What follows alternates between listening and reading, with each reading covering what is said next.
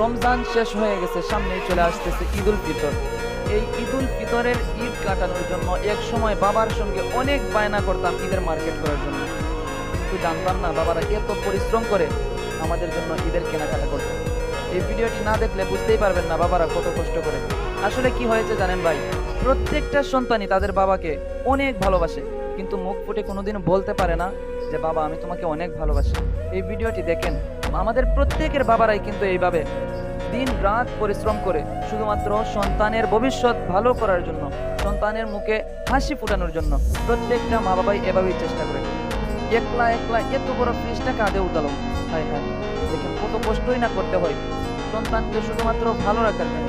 বাবা মা এত কষ্ট করে বিসিএস ক্যাডার বানায়, বড় হয়ে বউয়ের জন্য ওই বাবাদেরকে, যেই বাবা নিজে না খেয়ে সন্তানের জন্য এইভাবে পরিশ্রম করে সন্তানকে মানুষ করেছে, বউয়ের জন্য সন্তান কিন্তু মা বাবাকে ছেড়ে আলাদা হয়ে যায়, মা বাবাকে গ্রামের বস্তিতে রেখে সে বাসায় চলে যায়। ভিডিওটি শেয়ার করে সবাইকে দেখার সুযোগ করে দিবেন।